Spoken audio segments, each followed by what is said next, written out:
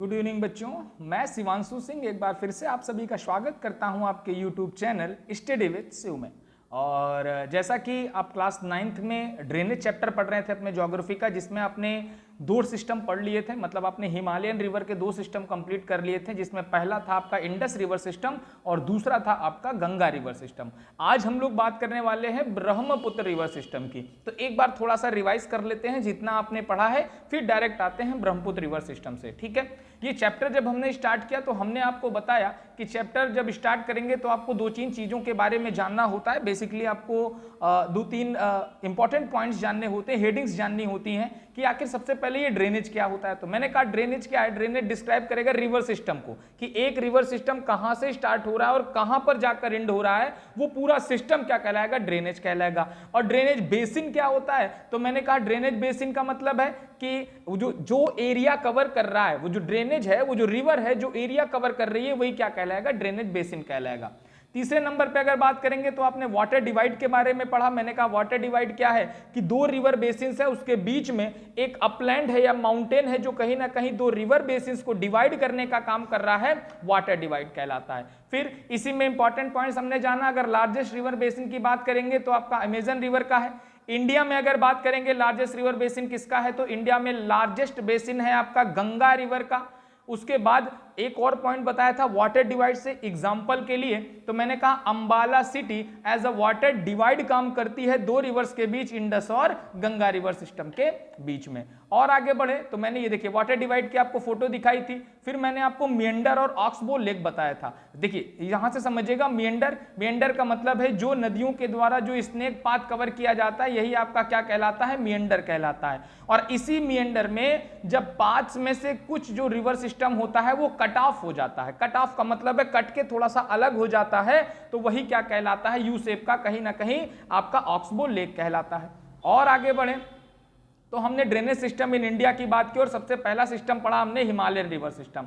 मैंने कहा जो भी नदियां आपकी हिमालय से निकल रही हैं वो हिमालयन रिवर सिस्टम के अंतर्गत आ रही हैं। फिर ऐसी जो रिवर्स होती हैं ये आपकी पेरेनियल रिवर्स होती हैं। पेरेनियल रिवर्स का मतलब है सदाबहार, मतलब हिमालयन रिवर्स जो होती हैं उसमें वाटर लेवल जो होता है वो हमेशा बना रहता है, मतलब कभी वो ऐसा नहीं हो सकता कि पानी के बिना बह रही हो, मतलब कभी खाली नहीं हो सकती हैं। इसीलिए क्यों होती हैं, क्योंकि रेनफॉल के कारण या फिर ग्लेशियर्स के पिघलने के कारण ये हमेशा नदियां, इनका बेसिन जो होता है वो हमेशा पानी से भरा रहता है। और बात करेंगे तो हिमालयन रिवर्स में आपको तीन रिवर पढ़नी थी। सबसे पहले आपने इंडस रिवर सिस्टम पढ़ी। मैंने कहा कोई भी रिवर सिस्टम पढ़ना है तो आपको तीन चीज जाननी है। पहली चीज कि ओरिजिनेट कहां से हो रही है, ठीक है। दूसरी चीज जो आपको जाननी है कि कितना ट्रेवल कर रही है, मतलब कितने किलोमीटर ट्रेवल कर रही है। और तीसरी चीज इसकी ट्रिब्यूटरीज। ये तीन चीजें तो मेन है जो आपको किसी भी रिवर के बारे में जाननी होती है।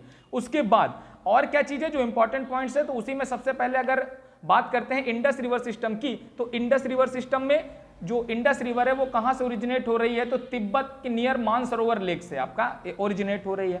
कितना ट्रेवल कर रही है, तो टोटल जो ट्रेवल कर रही है 2900 किलोमीटर ट्रेवल कर रही है।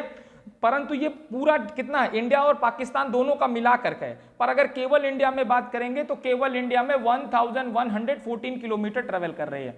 ट्रिब्यूटरीज की बात करेंगे, सहायक नदियों की बात करेंगे, तो मैंने कहा पांच आपको पंजाब से याद रखने हैं, झेलम, रावी, ब्यास, सतलज और चेनाब। बाकी चार और याद रखने हैं, जास्कर, श्योक, नुब्रा और हुंजा, ठीक है। जिसमें मैंने आपको चेनाब को बताया, चेनाब जो है वो लार्जेस्ट ट्रिब्यूटरी के रूप में जानी जाती है। और आगे बढ़े तो इसमें मैंने आपको इंडस वाटर ट्रीटी के बारे में बताया जो कब हो रही है, 1960 में हो रही है। और इसके अकॉर्डिंग इंडस रिवर का मात्र भारत 20% वाटर ही यूज कर पाएगा। और आगे बढ़े तो ये रिवर सिस्टम कंप्लीट हुआ, तो उसके बाद हम दूसरे रिवर सिस्टम में आए जिसका नाम है द गंगा रिवर सिस्टम। ये इंपॉर्टेंट होता है, ठीक है, क्योंकि गंगा हमारे लिए सबसे इंपॉर्टेंट नदी होती है, मतलब हमारे देश के लिए सबसे एक इंपॉर्टेंट रिवर्स में से एक होती है गंगा रिवर। अब गंगा रिवर निकल कहां से रही है, तो मैंने आपको ये डायग्राम में समझाया था कि आपकी गंगोत्री ग्लेशियर, यहाँ इधर जाएंगे तो उत्तराखंड के ऊपर आपका गंगोत्री ग्लेशियर पड़ेगा। गंगोत्री ग्लेशियर से आपकी कौन निकल रही है, तो गंगोत्री ग्लेशियर से आपकी निकल रही है भागीरथी, ठीक है। और इधर से आ रही होती है अलकनंदा, ठीक है। इधर से आ रही है भागीरथी और इधर से आ रही है अलकनंदा। और ये दोनों कहां पर मिल रहे हैं आकर, तो एक स्थान है देवप्रयाग। याद रखिएगा, देवप्रयाग में ये दोनों आकर मिलने। देवप्रयाग कहाँ है? तो उत्तराखंड में, यहीं से गंगा के रूप में ये आगे बढ़ती है। ठीक है, तो ये ओरिजिनेशन के बारे में हो गया। फिर हम आगे बढ़े तो हमें ट्रिब्यूटरीज के बारे में अगर दिमाग में रखना है, और अच्छा पहले ट्रेवल्स के बारे में देख लेते हैं, कितना ट्रेवल करती है। 2500 किलोमीटर टोटल जो ट्रेवल करती है वो 2500 किलोमीटर भारत में ट्रेवल कर रही है, क्योंकि भारत में ही फिर बाद में बांग्लादेश में चली जाएगी। तो टोटल कितनी मतलब इसकी लेंथ होगी? तो 2500 किलोमीटर। उसके बाद अगर हम बात करेंगे इसकी ट्रिब्यूटरीज की, तो ग्राफ से समझते हैं थोड़ा सा। ये देखिए, ये ग्राफ समझेंगे, ये मेन रिवर आपकी ये आपकी गंगा जा रही है। ठीक है, अब इसमें दो साइड से देखते हैं कि दो साइड से अलग अलग ट्रिब्यूटरीज होती है। ये वाली साइड जो होती है ये होती है लेफ्ट साइड, और ये वाली साइड जो होती है ये होती है राइट साइड। तो आपको बताना है लेफ्ट साइड से कौन सी ट्रिब्यूटरीज हैं और राइट साइड से कौन सी ट्रिब्यूटरीज हैं। अगर लेफ्ट साइड से आप बात करेंगे तो आप देख रहे हैं गोमती है, घाघरा है, गंडक है, कोसी है। तो मतलब जो गंगा रिवर है उसमें लेफ्ट साइड से कौन सी नदियां आकर मिल रही हैं? तो गोमती मिल रही है, घाघरा, गंडक और कोसी। मैंने कहा याद रखेंगे जी जी जी के। ठीक है, गोमती, घाघरा, गंडक और कोसी। उसके बाद अगर राइट साइड से अगर आप बात करेंगे तो राइट साइड से सबसे पहली और सबसे इंपॉर्टेंट और सबसे लंबी ट्रिब्यूटरीज यमुना के बारे में आपको दिमाग में रखना है, बेतवा, केन और सोन। ठीक है, और यमुना कहां पर मिल रही है? तो इलाहाबाद, प्रयागराज में आकर मिल रही है। तो राइट साइड से 4 रिवर्स के बारे में आपको दिमाग में रखना है, और लेफ्ट साइड से भी 4 रिवर्स के बारे में आपको दिमाग में रखना है। लेफ्ट साइड से हैं गोमती, घाघरा, गंडक और कोसी, और राइट साइड से बात करेंगे तो यमुना, बेतवा, केन और सोन। बाकी भी हैं, सिंध है, प्रवती है, तो वो सब अभी आपके एनसीईआरटी में नहीं है। तो जो एनसीईआरटी में केवल उसी चीज को आपको पढ़ना है। ठीक, आगे बढ़ते हैं। इसमें ट्रिब्यूटरीज आपकी कंप्लीट हो गई थी, तो फिर मैंने बताया कहां कहां ट्रेवल कर रही है। तो उत्तराखंड से निकल के उत्तर प्रदेश, बिहार, वेस्ट बंगाल और फिर बांग्लादेश में चली जाती है। अब बांग्लादेश या वेस्ट बंगाल में जब पहुंचती है तो ये बाइफरकेट का मतलब होता है विभाजित होना, दो भागों में टूट जाना। दो भागों में टूट जाती है फरक्का में 2 भागों में टूटकर, जिसमें एक हुगली होती है और एक मेन रिवर गंगा होती है। ये भी मैं आपको दिखा दे रहा हूं। ये देखिए यहां पर ये जब पहुंचेगी फरक्का में ये मेन रिवर गंगा चली जा रही है, और ये रिवर क्या कहलाती है? हुगली कहलाती है। तो 2 भागों में बाइफरकेट या फिर विभाजित हो जाती है। और आगे बढ़ेंगे तो ये देखिए गंगा रिवर सिस्टम, ये आपको चार्ट बनाना है। ठीक है, अगर आप चार्ट बनाएंगे तो आपको ज्यादा समझ में आएगा, इतना दिमाग में रखिएगा।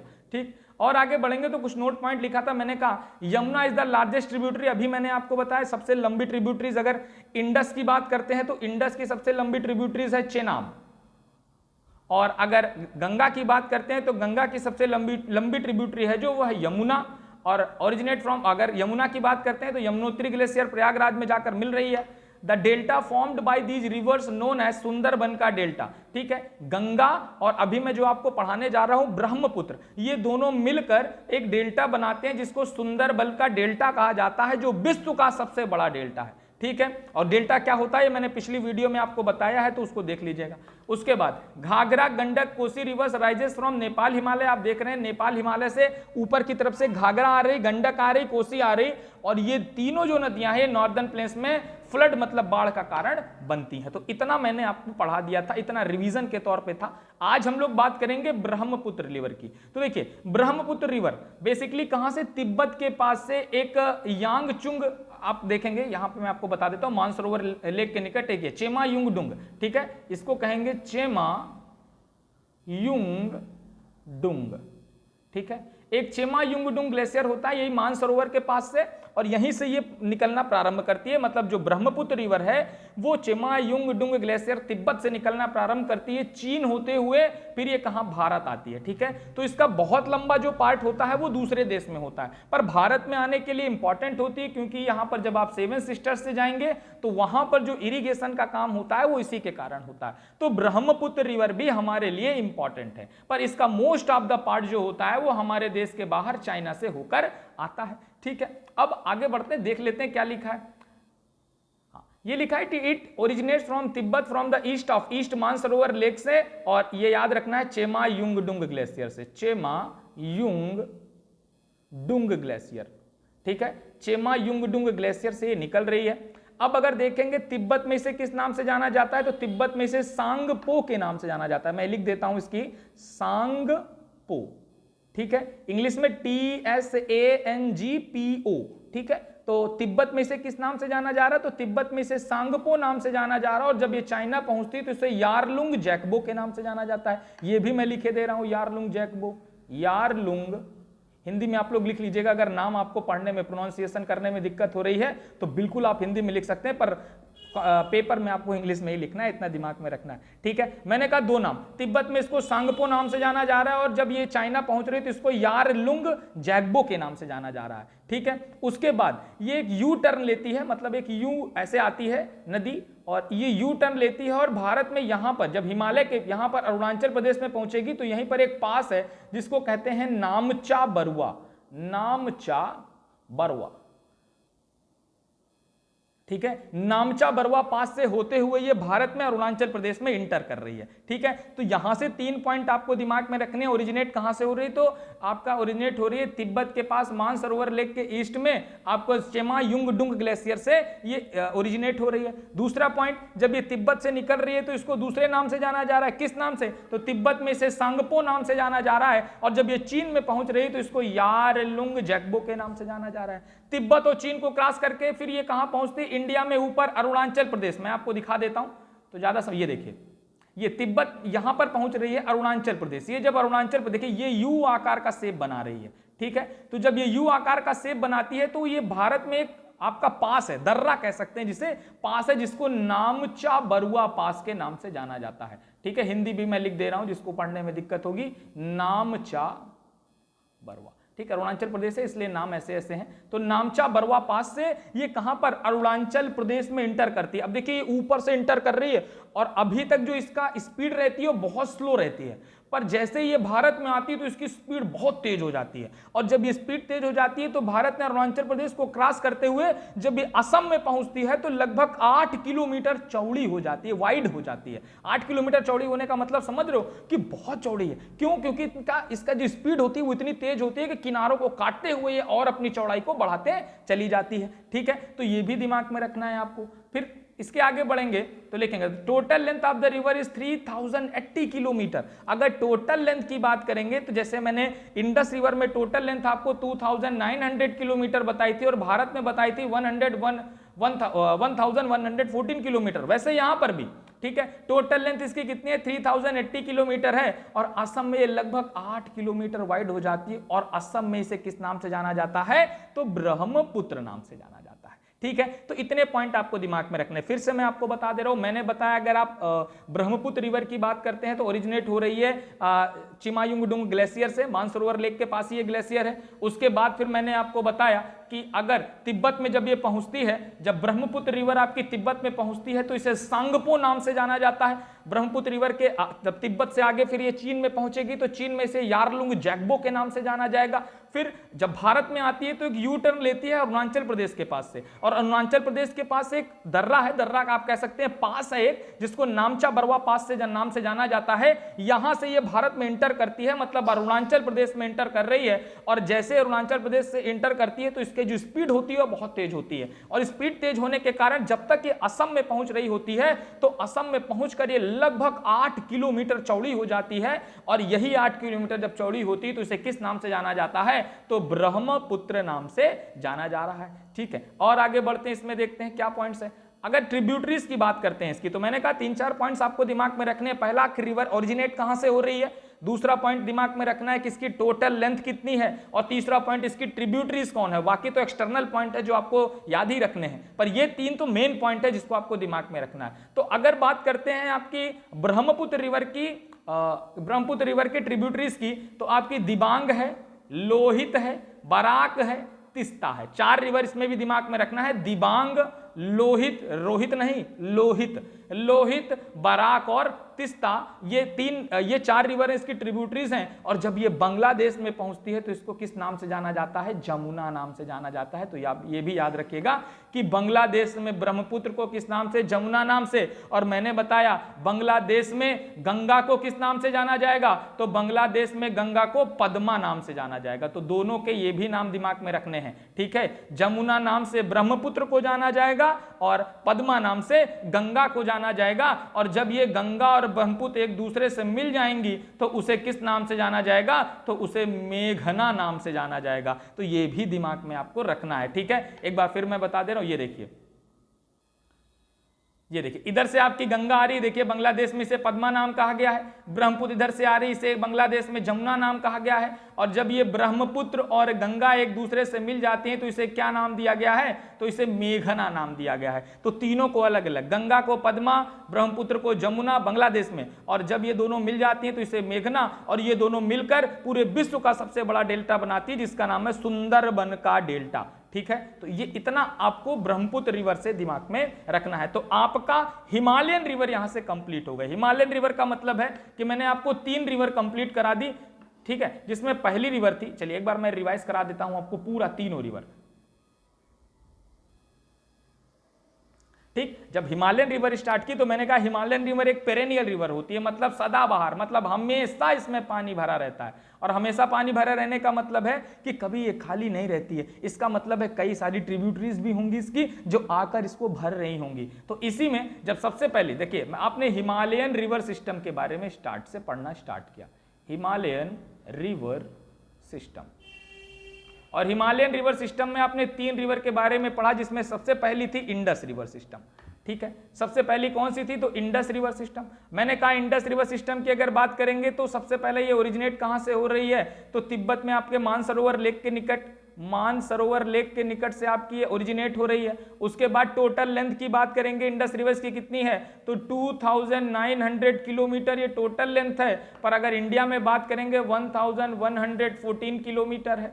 उसके बाद मैंने कहा ट्रिब्यूटरीज कितनी है, तो 9 ट्रिब्यूटरीज हैं, जिसमें 5 आपको पंजाब से याद रखनी है, आपकी राबी, ब्यास, सतलज, चिनाब, झेलम, ये 5 तो ऐसे याद रखनी है। उसके बाद 4 और हैं आपकी नुब्रा, हुंजा, श्योक और जास्कर।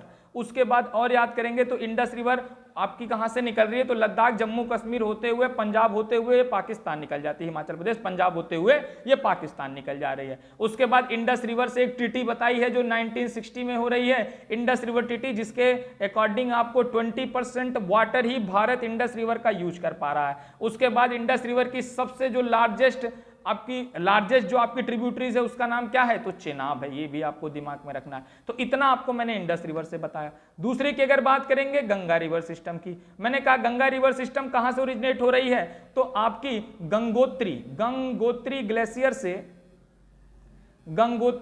से कौन सी नदी निकल रही है, तो गंगोत्री ग्लेशियर से आपकी भागीरथी निकल रही है। और उसके बाद एक दूसरी साइड से आपकी कौन सी आ रही है, अलकनंदा आ रही है। और जब ये दोनों मिलते हैं, कहां पर मिल रही हैं, तो देवप्रयाग उत्तराखंड में मिल रहे हैं, देवप्रयाग उत्तराखंड में मिल रही है। और यही तब आगे किस नाम से जानी जाती है, गंगा नाम से जानी जाती है। गंगा की अगर टोटल लेंथ की बात करेंगे तो 2500 किलोमीटर इसकी टोटल लेंथ है।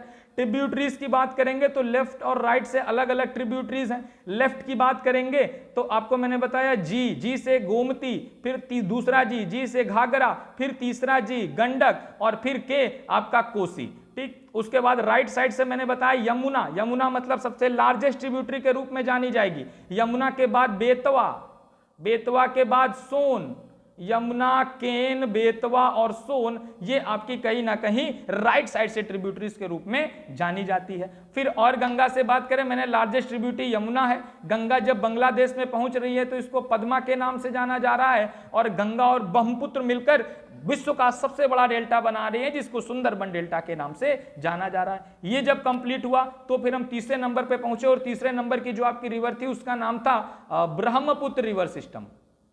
और ब्रह्मपुत्र रिवर सिस्टम की अगर बात करेंगे तो मैंने कहा ओरिजिनेट कहां से हो रही है, तो चेमायुंगडुंग ग्लेशियर से, चेमायुंगडुंग ग्लेशियर तिब्बत से ओरिजिनेट हो रही है। तिब्बत में इसे क्या नाम दिया जा रहा है, तो तिब्बत में इसे सांगपो कहा जा रहा है, सांगपो। और अगर तिब्बत के आगे जब ये चाइना में पहुंच रही है तो चाइना में इसे क्या कहा जा रहा है, तो चाइना में इसे यारलुंग जैकबो के नाम से जाना जा रहा है, यारलुंग जैकबो के नाम से जाना जा रहा है। जब ये भारत में इंटर कर रही है तो भारत में अरुणाचल प्रदेश में एक पास है जिसका नाम है नामचा बरुआ, नामचा बरवा पास है, यहां से ये इंटर कर रही है भारत में, और जब ये भारत में इंटर करती है तो ये लगभग 380 किलोमीटर टोटल ट्रेवल कर रही है, और जब असम में पहुंच रही है तो ये 8 किलोमीटर वाइड हो जा रही है, और यहीं से ये ब्रह्मपुत्र नाम से जानी जा रही है। फिर ये बांग्लादेश में पहुंचेगी तो इसको जमुना नाम से जाना जाएगा। ट्रिब्यूटरीज की बात करेंगे तो दिहांग है, तिस्ता है, दिहांग है, तिस्ता है, एक दो और ट्रिब्यूटरीज हैं, दिहांग, तिस्ता और एक दो और है, याद नहीं आ रही अभी, ठीक है, तो दिमाग में रखिएगा, दिहांग है, तिस्ता है और बराक है, दिहांग, तिस्ता, बराक, और एक और है, उसको भी दिमाग में आपको रखना है। तो ये इतनी ट्रिब्यूटरीज हैं, ठीक। तो इतना आपको मैंने पूरा हिमालयन रिवर सिस्टम से आपको बताया। अब आगे बढ़ेंगे तो दूसरा रिवर सिस्टम हम देखते हैं। दूसरा रिवर सिस्टम मतलब अब हम बात करेंगे पेरेनियल रिवर सिस्टम की। पेरेनियल रिवर सिस्टम का मतलब है कि जब मैंने आपको 9th में पढ़ाया था तो मैंने आपको हिमालयन पढ़ाया था, ठीक है, याद करिएगा। जब मैंने आपको 9th में पढ़ाया था तो 9th में मैंने आपको बताया कि ये आपका हिमालय हो गया, और उसके नीचे का जो पार्ट हो गया ये आपका नॉर्दर्न प्लेन्स का पार्ट हो गया, और नॉर्दर्न प्लेन्स से नीचे का जो पार्ट हो गया वो पेनिनसुलर प्लेटू हो गया। तो इसका मतलब है ऐसी रिवर जो पेनिनसुलर प्लेटू या फिर पेनिनसुलर एरियाज से निकल रही हैं, वो सब रिवर क्या कहलाएंगी? पेनिनसुलर रिवर्स कहलाएंगी, पेनिनसुलर रिवर सिस्टम कहलाएंगी। अब पेनिनसुलर रिवर सिस्टम के बारे में थोड़ा सा देख लेते हैं, बाकी इसको कल इस पढ़ेंगे। क्या है? The river originate from the peninsular प्लेटू। मैंने कहा कहां से निकल रही हैं? तो पेनिनसुलर प्लेटू से निकल रही हैं। ये सीजनल रिवर होती हैं। वो कौन सी थी? वो पेरेनियल रिवर थी। और ये कौन सी है? तो ये सीजनल रिवर है, मतलब सीजन सीजन इसमें पानी रहता है, नहीं तो फिर पानी नहीं रहता है। Most of the river originate from the western Ghat. अब आपको याद हो तो मैंने दो घाट आपको बताए हैं, एक इधर होता है आपका, इसे ईस्टर्न घाट कहते हैं, और इधर होता है आपका तो उसे वेस्टर्न घाट कहते हैं। मतलब समुद्र तट से जो लगा हुआ इलाका होता है वेस्ट की तरफ वो वेस्टर्न घाट, और जो ईस्ट की तरफ वो ईस्टर्न घाट। तो कह रहा है most of the river originate, मतलब बहुत सारी जो पेनिनसुलर रिवर हैं वो वेस्टर्न घाट से ओरिजिनेट हो रहे हैं और ईस्टर्न घाट में अरेबियन सी में जाकर गिर पड़ रही हैं। बट कुछ हैं जो, और कुछ हैं जो ईस्ट, मतलब जो थ्रू तो ईस्ट फ्लो हो रही है। मैंने कहा कि ये आप मानिएगा ये साउदर्न इलाका है भारत, ये भारत समझिएगा, ये भारत का साउदर्न पार्ट हो गया। ये हो गया आपका कौन सा घाट? वेस्टर्न घाट। ये हो गया आपका ईस्टर्न घाट। तो कह रही है बहुत सारी रिवर जो है यहां से निकल रही है और ईस्ट की ओर ट्रेवल कर रही हैं, पर कुछ ऐसी रिवर हैं जो वेस्ट टू ईस्ट भी ट्रेवल करती हैं। उनके बारे में देख लेते हैं। तो लिखा है some rivers move from east to west. तो बहुत ज्यादा, देखिए बहुत कम ही रिवर हैं जो ईस्ट टू वेस्ट आती हैं, क्योंकि ईस्ट टू वेस्ट ढाल नहीं है हमारा, ठीक। हमारा जो बेसिकली हमारे भारत का जो ढाल है वो वेस्ट टू ईस्ट की ओर है। तो नदियों को बेसिक जो जाना चाहिए वो वेस्ट टू ईस्ट जाना चाहिए, पर कुछ नदियां उल्टा चल रही हैं, ईस्ट टू वेस्ट भी चल रही हैं। ईस्ट टू वेस्ट मतलब किधर से किधर के डायरेक्शन में? इधर से इधर के डायरेक्शन में चल रही हैं। कौन कौन सी हैं? तो याद रखना है नाम, नर्मदा, ताप्ती, माही, भारतपुंजा, पेरियार और साबरमती। नर्मदा, ताप्ती, माही, देखो मेन जो है नर्मदा, ताप्ती, माही, भरतपुंजा, पेरियार और साबरमती, ये 5 ऐसी रिवर्स हैं जो उल्टी चल रही हैं, मतलब ईस्ट टू वेस्ट चल रही हैं, ठीक है। तो बस आज इतना ही। पेरेनियल रिवर में आपको कृष्णा, कावेरी, महानदी, गोदावरी के बारे में पढ़ना है, तो इनको हम धीरे धीरे एक एक करके पढ़ेंगे। इसमें तो थोड़ा छोटा छोटा है, इसको दो दो करके हम पढ़ लेंगे, तो एक या दो लेक्चर्स में आपका ये चैप्टर फिनिश हो जाएगा, ठीक है। तो इतना आप लोग दिमाग में रखिएगा, इसको पढ़ते रहिए, रिवाइज करते रहिए, और ये चैप्टर इंपॉर्टेंट है आपके लिए, आप मतलब 9th के लिए भी, और जब आप 10th में जाएंगे तब के लिए भी, ठीक है। चलिए अच्छे से पढ़ाई करिए। सभी को गुड नाइट।